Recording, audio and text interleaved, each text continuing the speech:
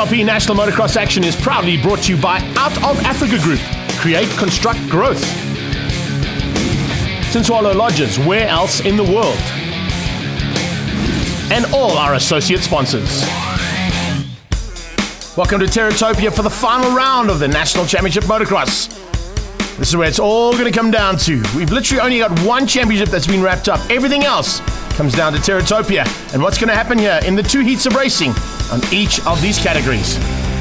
A massive amount of work has been put into the circuit, and we're going in the reverse direction as well, which means the track changes up completely. They've ticked all the boxes to make sure that everything that's required for a national championship motocross track is in order. And we're ready to go now to sort out the final rounds of the 2019 championship. Great to have Sinswalo and Out of Africa and all our associate sponsors here as we kick things off with the 50cc category. Big battle expected for second place. The red plate holder Ethan Williamson literally just has to finish in the top 10 and he will wrap up the championship. Still a bit of pressure on him though, because things can go wrong. If he doesn't quite get there, is Chase Becker, Cruz Martin, Jake Pretorius, Jake Van Scoor, and watch out for Brodie Bircher, Christian Barrington-Smith as they look to take on the 171 of Ethan Williamson. In the gates now and ready to go. Let's see who's going to get the whole shot as the 15-second board changes to 5. They head up towards turn number 1 into Bridgestone corner. And it's a great start coming out of the 36, Chase Becker. Big crash though. Oh wow, 2 riders going down. And it looks like the number 24 bike might have just been caught out there as well. Ivana Fenta having to take evasive action as she just missed out the big crash as they headed up towards turn 1. A couple of riders going down there. Luke Krul was one of them, and I think Skylar de Kock was the other. And a couple of riders that are now going to need some attention. Out front though, as I said, Becker got a great start and now leads things out.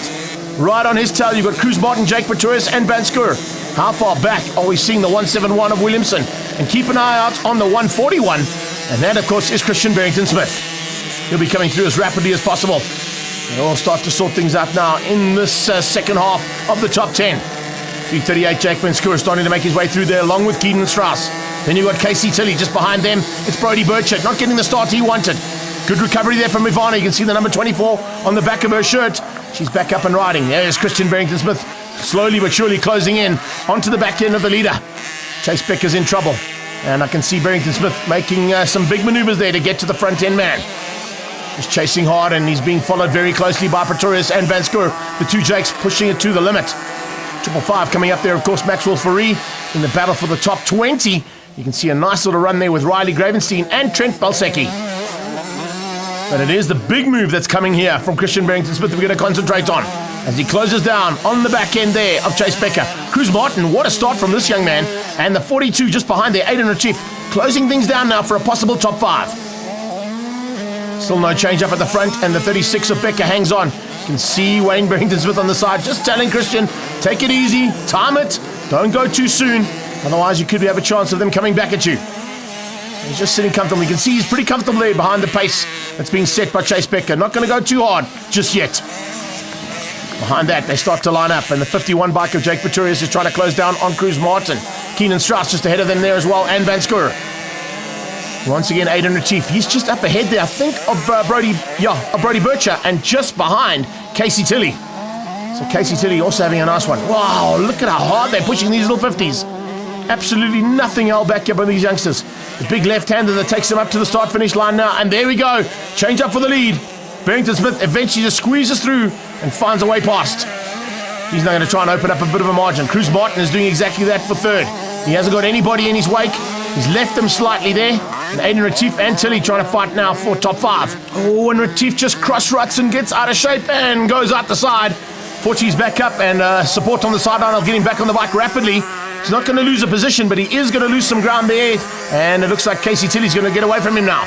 And Retief was going so well at that stage. Big pity for that mistake. The rest of the pack having some fun. Ethan Williamson is up to 7th. Looks like he's just hanging on there for that top 10. Remember, he's got to just finish in the top 10, and it's literally the championship done.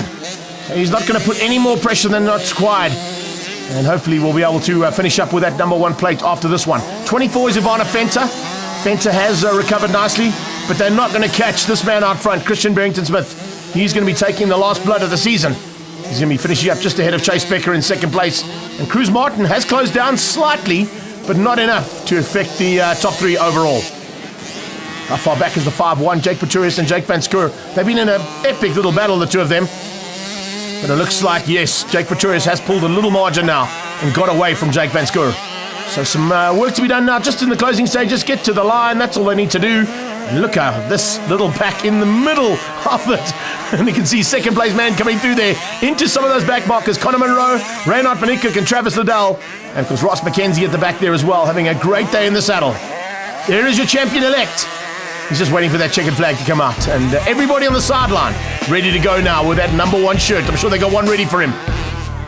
Brodie Bircher just going through shot there. He'll be finishing up in 9th place, just inside the top 10. So Barrington Smith is going to take the win on the day. The championship is going to go down to the man who finishes a little bit further back. Becker gets second overall, that is, ahead of Jake Pretorius and Jake Van Scoor. It's Cruz Martin and Trent Valsecki and Brodie Bircher there in 7th.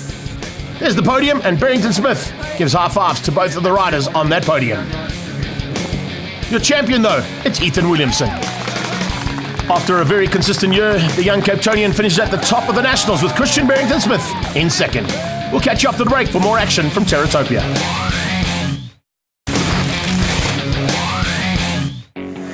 Welcome back to Terra Topia. Rob Portman on the microphone, doing a great job as we go into the MX2s. Arguably the most competitive category all season long. And there's definitely going to be some fun and games. Not like that, but a little bit more rough and tumble out there now with the 250s. The championship is very much up for grabs. 3 riders in with a chance. Reinhard fighting with Fitzgerald and with Mlimi. Who's going to come out at the top after this heat of racing? And the next one a bit later on in the day. 15-second board changes to 5, and we're ready to go now to Bridgestone Corner. Eyes down, gates drop, and we're racing. Great start from Vogelsang out the gates, but it's Kieran Fitzgerald looking for another hole shot. And look at Brad Cox, back wheel all the way up the hill into Bridgestone Corner. Has he got the hole shot possibly? I think he might have. He was going in there so hot.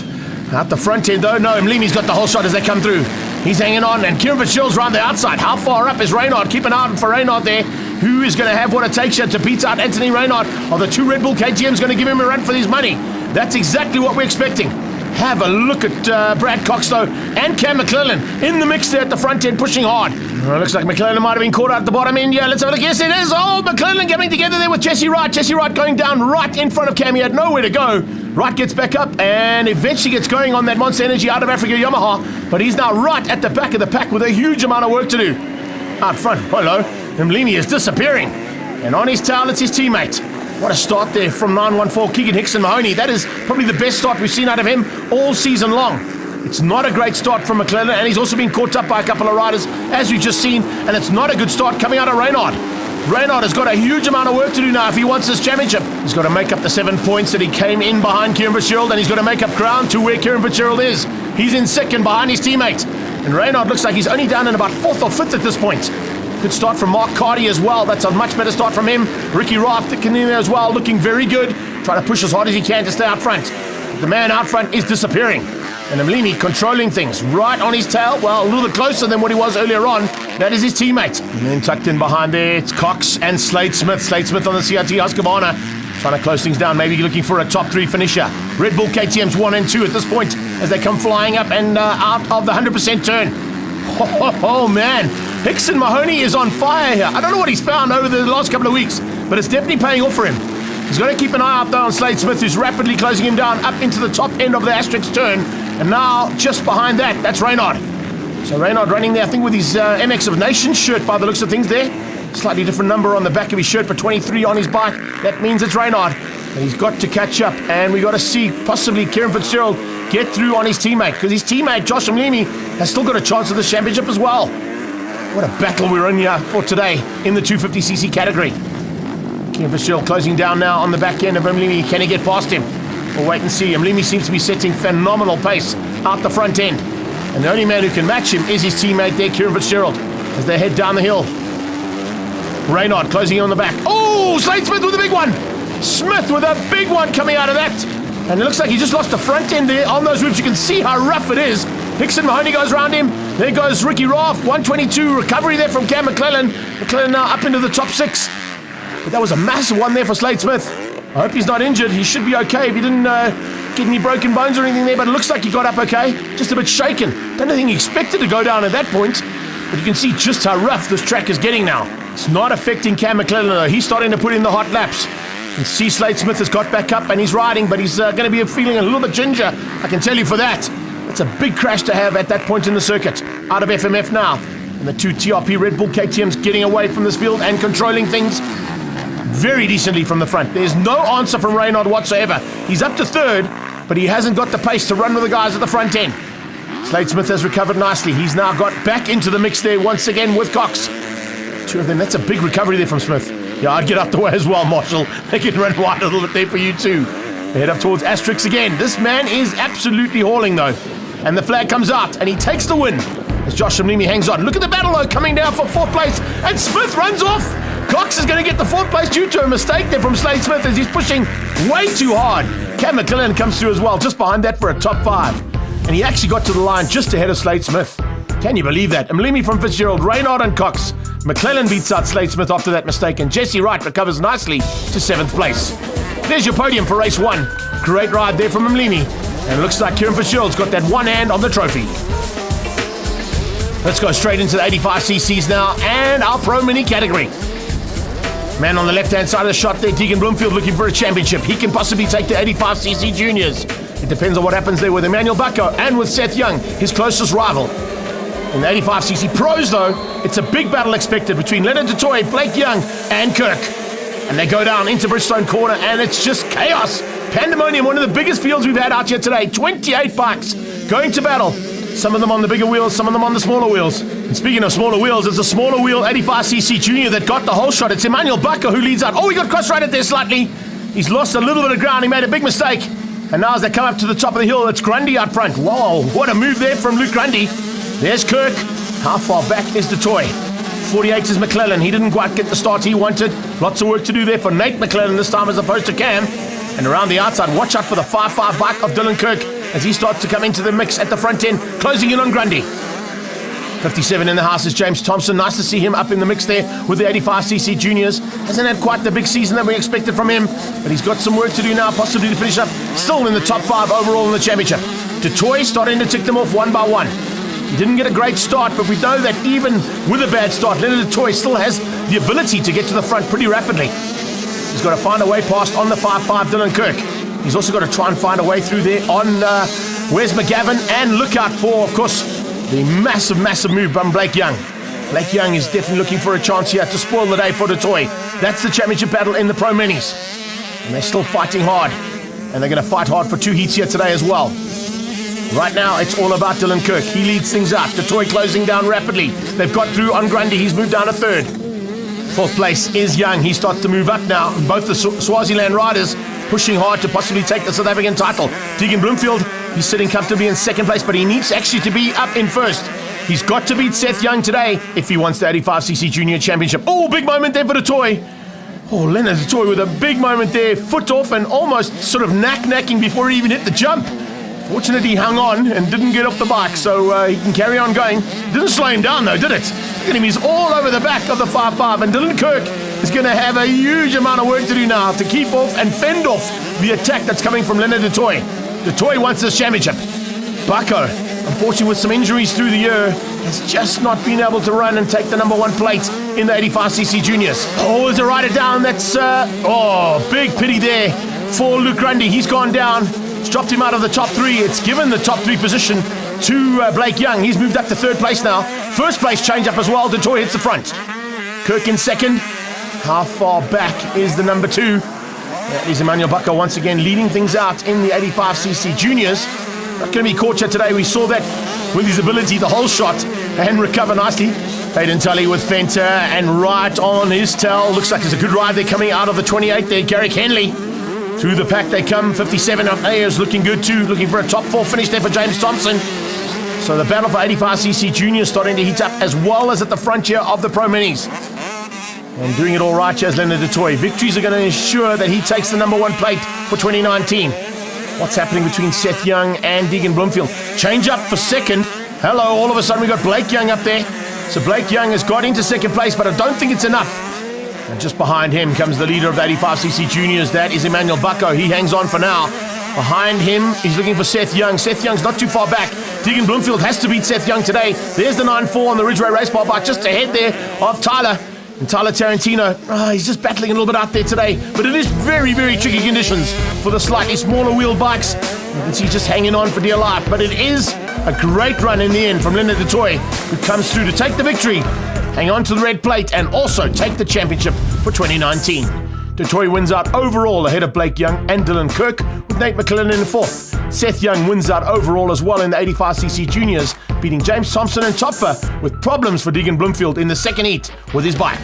The 2019 Pro Mini champion is Leonard du Toit.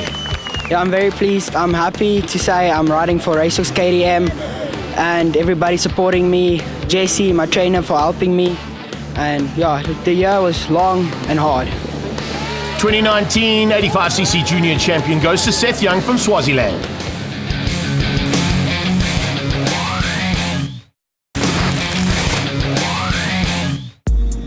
Welcome back to Terra, Topia, and more action expected now on this incredible circuit. As we line things up, it's going to be big battles in the MX3s and the ladies category.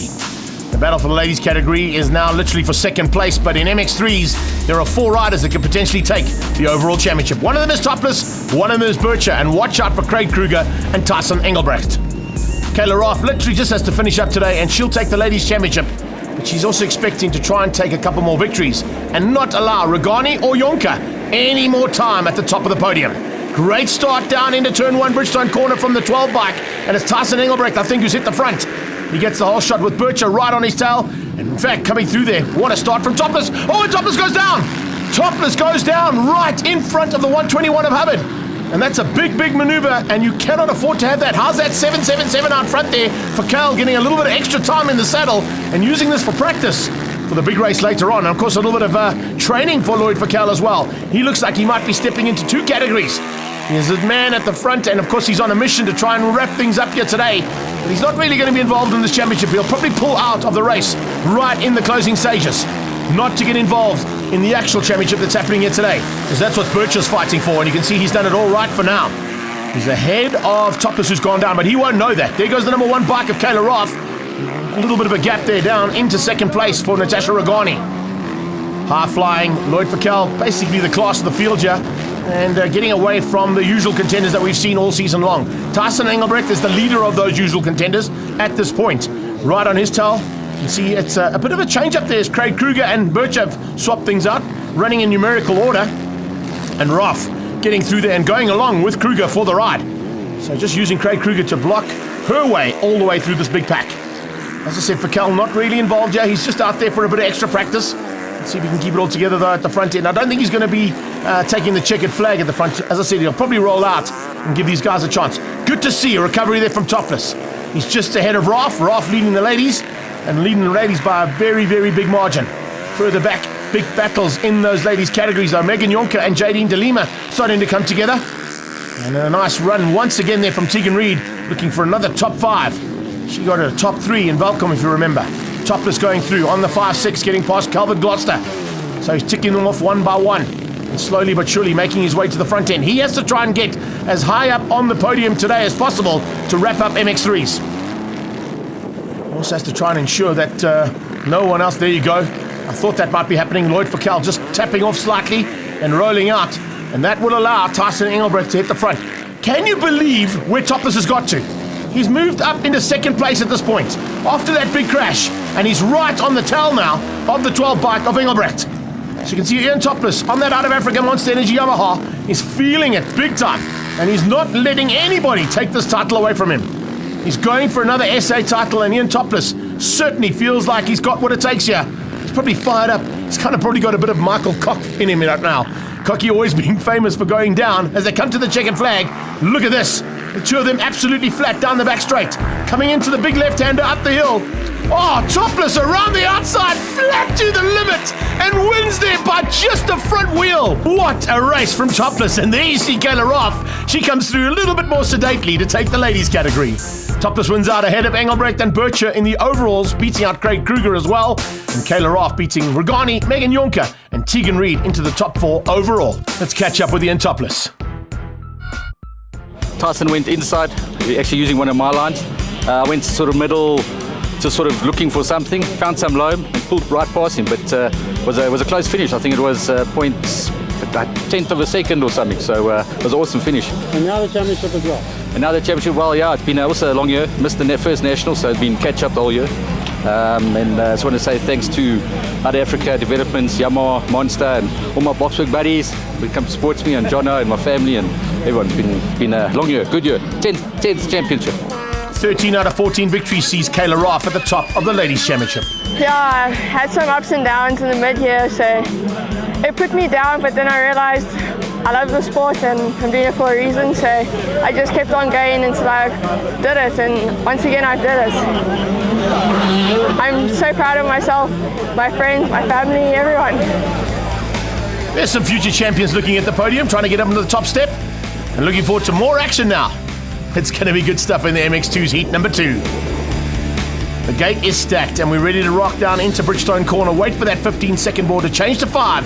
Bridgestone is waiting to see who can get the whole shot. The gate's dropped and it is a phenomenal start once again from the 250s. They head up towards Bridgestone corner around the outside. Good line there coming from Reynard. Cam McClellan looking for a chance to possibly get through well and stay out of trouble. And who has got through there? Is that Mlimi out front again? Looks like it might be. He's pushing hard and Kieran Fitzgerald's right on his tail. Reynard round the outside, looking for a chance as they went through that FMF berm. Reynard is right there with Mlimi, but look at Slade Smith as well. Another spectacular start coming out of the Husqvarna, and Hickson Mahoney in there as well. Wow! Who expected Hickson Mahoney to be going this quickly in the final round? Not me, but well done. That is great stuff from Geeks.